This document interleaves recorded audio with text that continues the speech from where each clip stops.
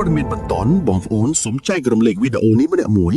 ដើម្បីឲ្យជនរួមជាតិខ្មែរយើងឲ្យបានដឹងព័ត៌មានថ្មីបំផុតថ្ងៃ29ខែធ្នូម៉ោង2រសៀលនេះអញ្ចឹងថ្ងៃនេះមាន3ចំព័ត៌មានដែលមានដូចតទៅទី1មានទាហានសៀមម្នាក់ទៀតហើយនៅថ្ងៃនេះបានជន់មីន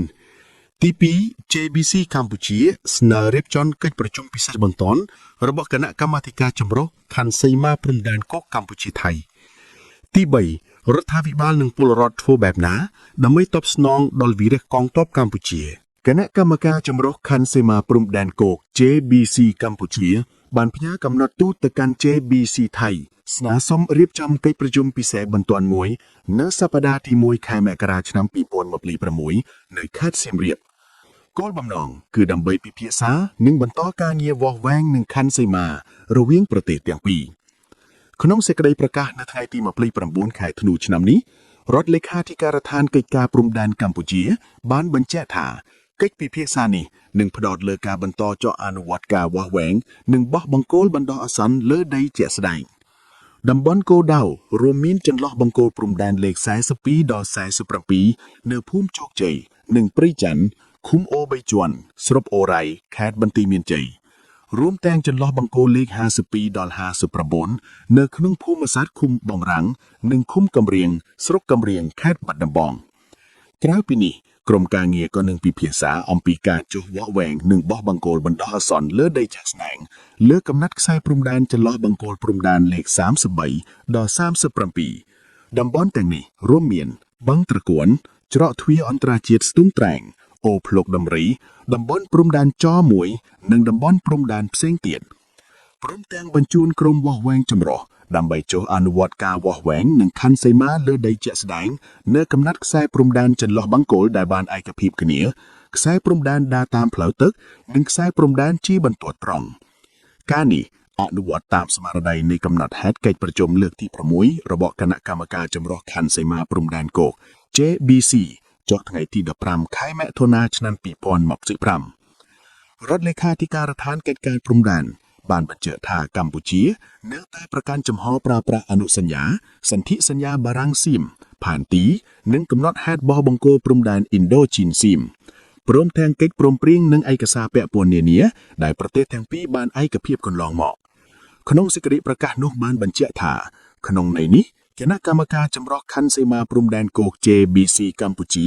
នឹងបន្តអនុវត្តការងារវាស់វែងនឹងខណ្ឌសីមាព្រំដែនឲ្យបានឆាប់បំផុតជាមួយគណៈកម្មការចម្រុះខណ្ឌសីមាព្រំដែនគោក JBC ថៃគោលដៅគឺដើម្បីសម្រេចបាននូវសន្តិភាពយូរអង្វែងតាមបណ្ដោយព្រំដែននិងមិនទទួលស្គាល់ការកែប្រែខ្សែព្រំដែនណាមួយដែលកើតចេញពីការប្រើប្រាស់កម្លាំងកម្ពុជានិងថៃបានឈានដល់កិច្ចព្រមព្រៀងឈប់បាញ់មួយវេលាម៉ោង12ថ្ងៃត្រង់ថ្ងៃទី27ខែធ្នូកន្លងទៅក្នុងកិច្ចព្រមព្រៀងនោះបានប្រគល់តួនាទីដល់គណៈកម្មការចម្រុះព្រំដែនដើម្បីបន្តការអនុវត្តការវាស់វែងនឹងខណ្ឌសីមាព្រំដែនឲ្យបានឆាប់រហ័សបំផុតការនេះស្របតាមកិច្ចព្រមព្រៀងដែលមានស្រាប់រវាងប្រទេសទាំងពីរគណៈកម្មការនេះនឹងផ្ដោតអាធិបខ្ពស់បំផុតចំពោះការងារវាស់វែងនឹងខណ្ឌសីមានៅតំបន់រងផលប៉ះពាល់និងមានជនស៊ីវិលរស់នៅទាហានថៃម្នាក់ទៀតហើយដើរជន់មីនដាច់ជើងបាងកកកាលពីវេលាម៉ោង10ព្រឹកថ្ងៃច័ន្ទទី29ខែធ្នូឆ្នាំ2025ទាហានថៃម្នាក់ដែលជាសមាជិកក្រុមបោះសម្អាតមីនមកពីអង្គភាពវិស្វកម្មបានរងរបួសក្រោយដើរជន់មីននេះបើតាមការចេញផ្សាយដោយសារព័ត៌មានថៃខោសតហេតុការណ៍ខាងលើបានកើតឡើងនៅតំបន់ខោសត្តាសំស្រុកកន្ធរាឡ័ក្ខខេត្តស៊ីសាកេតហើយជាលទ្ធផលទាហានថៃម្នាក់នោះបានបាត់បង់ជើងម្ខាងយោធាថៃបាននិយាយថាវាគឺជាករណីទី11ហើយដែលទាហានរបស់ខ្លួនរងគ្រោះដោយសារគ្រាប់មីនចាប់តាំងពីមានភាពតានតឹងនៅព្រំដែនជាមួយកម្ពុជាបងប្អូនត្រង់កន្លែងនេះមានតែឆ្ងល់អត់ថាកាលពីប្រជុំគ្នាជា20ថ្ងៃខាងយោធាសៀមបានប្រកាសថាកងទ័ពសៀមជន់មីនសោះគ្រាន់តែមានបទឈប់បាញ់ភ្លាមជន់មីនភ្លាមឲ្យតែចង់រករឿងយើងដឹងតែបង្កើតលេខជន់មីនឲ្យមានអីថ្មីជាងនឹងអត់ហាសៀមវាដដែលពេកគិតថាអន្តរជាតិគេមិនដឹងមែនបោកបានតែប្រជាជនសៀមគ្នាឯងនឹងបោកកម្ពុជាមិនបានទេប្រាប់អីដឹងចុះឡើងមីនចេញធ្វើការ21ថ្ងៃមុនឈានដល់ការអនុវត្តនៅបទឈប់បាញ់72ម៉ោងកាលពីថ្ងៃទី27ខែធ្នូដើម្បីជាការដឹងគុណដល់ការលះបង់សាច់ស្រស់ឈាមស្រស់ ក្នុងការការពារទឹកដីក្រុមអ្នកជំនាញសំណូមពរដល់រាជរដ្ឋាភិបាលក៏ដូចជាប្រជាពលរដ្ឋគួរមានគោលការណ៍ជួយដល់យុទ្ធជនធ្វើយ៉ាងណាឲ្យការរស់នៅរបស់ពួកគេមានភាពសមរម្យក្រោយចំនួនព្រំដែនខ្មែរថៃត្រូវបានដោះស្រាយទាំងស្រុង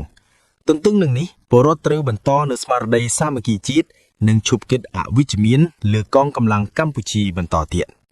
លោកអាំអាននាយកទទួលបន្ទុកកិច្ចការទូតនៃអង្គការ Liga do បានបង្ហាញការដឹងគុណចំពោះការលះបង់និងការពារជីវិតរបស់កងកម្លាំងកម្ពុជាក្នុងការការពារបូរណភាពដែនដីយ៉ាងអង់អាចក្លាហានបំផុតហើយដើម្បីជាការតបស្នងចំពោះការលះបង់នេះលោកសំណូមពរដល់ពលរដ្ឋគ្រប់រូបផ្ដល់នូវការគោរពចំពោះក្រុមគ្រួសារវីរៈកងទ័ពទាំងអស់ពិសេសត្រូវបន្តស្មារតីសាមគ្គីភាពជាដរាបទាំងក្នុងពេលនេះនិងទៅអនាគត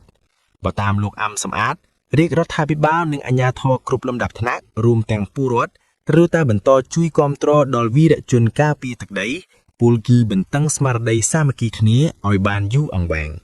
ដូច្នេះដើម្បីរួមចំណែកជាមួយរាជរដ្ឋាភិបាលនិងអាជ្ញាធរគ្រប់លំដាប់ថ្នាក់គាំទ្រដល់វីរៈកងទ័ពវីរៈនារីជាតិនិងវីរៈកងកម្លាំងទាំងអស់ដែលបានលះបង់អ្វីៗគ្រប់យ៉ាងដើម្បីបូរណភាពទឹកដីជាតិមាតុភូមិនិងប្រជាពលរដ្ឋ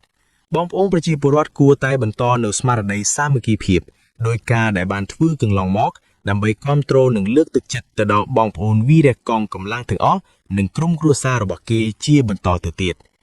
មួយគ្នានេះលោកបណ្ឌិតឆោតបថានិងជាអ្នកតាមដានហេតុការណ៍សង្គមបានលើកឡើងថារាជរដ្ឋាភិបាលរួមទាំងប្រជាពលរដ្ឋគួរមានគោលការណ៍ច្បាស់លាស់មួយក្នុងការតបស្នងដល់វីរៈកងទ័ពដែលនៅមានជីវិតឬពីក្រោយនិងក្រុមគ្រួសាររបស់វីរៈកងទ័ពដែលបានពលីជីវិតក្នុងបុព្វហេតុការពារជាតិហើយដើម្បីជាការដឹងគុណដល់វីរៈកងទ័ពដែលបានពលីអ្នកជំនាញរូបនេះយល់ថាកម្ពុជាគួរមានពិធីបុណ្យគោរពវិញ្ញាណក្ខន្ធដល់ពួកគេហើយពលរដ្ឋគួរផ្លាស់ប្ដូរការគិតអវិជ្ជមាននិងផ្ដល់តម្លៃប្រកបដោយការគោរពដល់យោធានទាំងអស់គ្នាយកចិត្តទុកដាក់ចំពោះគាត់បំផុតមិនអាចយកចិត្តទុកដាក់ចំពោះគាត់តែពេលមានសង្គ្រាមទេគឺយកចិត្តទុកដាក់ពីជីវិតសុខុមាលភាពរបស់គាត់ពីនឹងទៅរហូតហើយអ្នកដែលមិនទាន់មានរបួសមិនពូលីនឹងទៅយកចិត្តទុកដាក់ដូចគ្នាឲ្យជីវភាពរស់នៅការរស់នៅរបស់គាត់បានសមរម្យសុខភាពរបស់គាត់សមរម្យគាត់មានលំនៅឋានសមរម្យនៅបានអាចធ្វើឲ្យគាត់មានទឹកចិត្តចង់លះបង់អ្វីដែលគាត់គួរធ្វើដើម្បីជាតិរបស់យើងបានស្រដៀងគ្នានេះដែរលោកយុងកេងប្រធានមជ្ឈមណ្ឌលប្រជាពលរដ្ឋដើម្បីអភិវឌ្ឍនិងសន្តិភាពយល់ឃើញថាទាំងអតីតយុទ្ធជននិងយុទ្ធជនទាំងអស់ត្រូវតែមានការយកចិត្តទុកដាក់ខ្ពស់ធ្វើយ៉ាងណាធានាដល់ការរស់នៅសមរម្យហើយរដ្ឋគួរលើកលែងមិនយកប្រាក់ពីយុទ្ធជននិងគ្រួសារយុទ្ធជនសម្រាប់សេវាសាធារណៈមួយចំនួនដើម្បីជាការដឹងគុណដល់ការលះបង់ជីវិតនិងប្រយុទ្ធតតាំងជាមួយយោធាថៃដើម្បីការពារទឹកដីទាំងសេវាសាធារណៈផ្សេងៗហ្នឹងគួរមានការលើកលែងរបស់គាត់មែនទេបើមិនគួរនឹងគ្រប់សេវាសាធារណៈត្រូវអនុវត្តដូចគ្នាទាំងអស់ទេអញ្ចឹងមិនកើតទេបាទព្រោះនៅប្រទេសខ្លះក៏គេមានការលើកលែងទាំងអស់ថាសាលាឯកូនចៅរៀនសូត្រអីចឹងទៅបាទក៏គេមានការលើកអធិស្ឋានការរស់នៅផ្សេងៗក៏គេមានការពិសេសអញ្ចឹងទៅបាទដើម្បីឲ្យពួកគាត់អាចរស់នៅបានសុខស្រួលក្នុងសង្គមព្រោះថាគាត់ក៏បានធ្វើពលីកម្មច្រើនសម្រាប់ជាតិមាតុភូមិអញ្ចឹងទៅបាទនឹងគឺរឿងដែលសំខាន់អញ្ចឹងយើងមើលថាសេវាណាខ្លះស្អីខ្លះដែលអាចជួយទូធារាឲ្យគាត់បានគួរតែគិតដែរបាទលោកបណ្ឌិតធុនស៊ីណានអ្នកតាមដានហេតុការណ៍សង្គមសង្កេតឃើញថាប្រជាជនខ្មែរសាមគ្គីគ្នាយ៉ាងខ្លាំងក្លាទោះបីជាមានឧបសគ្គមួយចំនួនយ៉ាងណាក៏ដោយហើយលោកបានរំលឹកដល់ពលរដ្ឋមិនគួរជឿជាក់និងផ្ដល់តម្លៃឲ្យបរទេសខ្លាំងជាងជាតិខ្មែរនោះទេនឹងត្រូវជឿជាក់លើខ្លួនឯងជាមុនសិនទោះបីជាប្រទេសនោះជាមិត្តដ៏ល្អយ៉ាងណាក៏ដោយបើតាមអ្នកជំនាញរូបនេះដើម្បីបង្ហាញការដឹងគុណតបស្នងចំពោះវីរៈជនការពារទឹកដីនិងដែលបានពលីជីវិតពលរដ្ឋគ្រប់រូបត្រូវតែពង្រឹងសមត្ថភាពខ្លួនឲ្យខ្លាំងចូលរួមគាំទ្រអ្វីដែលជារបស់ជាតិនិងចូលរួមក្នុងសកម្មភាពណាដែលជាការពារជាតិប្រហែលឆ្នាំចុងក្រោយនេះយើងឃើញថាចៅឆ្លៀនពៀននឹងបានប្រមាថមើងងាយប្រជាជនយើងប្រមាថមើងងាយប្រទេសជាតិយើងនឹងធម្មតាទាំងអស់នឹងយើងត្រូវតែរៀនសូត្រផ្លាស់ប្ដូរពីអាកប្បចររបស់យើងមកពង្រឹងសមត្ថភាពខ្លួនឯងវិញប្រជាជនត្រូវតែពង្រឹងសមត្ថភាពខ្លួនឯងយើងត្រូវតែចងចាំនៃការប្រមាថមើងងាយនឹងហើយយើងកុំឈប់ប៉ុន្តែជាពិសេសទៅលើការពឹងផ្អែកទៅលើទំនិញរបស់គេកុំឲ្យខឹងតែមកប្រើបាទខឹងគេមកប្រើមួយខែពីរខែ3ខែ4ខែក្រោយឡើងយើងទៅទិញរបស់គេទៀតបាទព្រោះកម្ពុជាយើងអាចផលិតរបស់ខ្លួនឯងបានច្រើនប៉ុន្តែពួកយើងចូលចិត្តបរទេសនិយមពាក្យថាបរទេសនិយមនឹងឲ្យធ្វើឲ្យយើងខ្វះនៅភាពរឹងមាំខ្លួនឯងហើយខ្វះនៅអនុស្សាវរីយ៍ភាពជ្រៅរឹសសម្រាប់ជាតិយើងបើតាមក្រុមអ្នកជំនាញក្រៅពីដឹងគុណចំពោះវីរៈជនកម្ពុជាត្រូវតែពង្រឹងប្រទេសឲ្យបានខ្លាំងបន្ថែមទៀតពិសេសវិស័យការពារជាតិដើម្បីត្រៀមទប់ទល់នឹងការឈ្លានពានណាមួយនៅពេលអនាគត គួរបញ្ជាក់ថាកម្ពុជានិងថៃបានឯកភាពឈប់បាញ់គ្នារយៈពេល72ម៉ោងគិតចាប់ពីម៉ោង12ថ្ងៃត្រង់ថ្ងៃទី27ខែធ្នូឆ្នាំ2025ក្រោយពីប្រទេសទាំងពីរបានជួបជជែកអស់រយៈពេល21ថ្ងៃ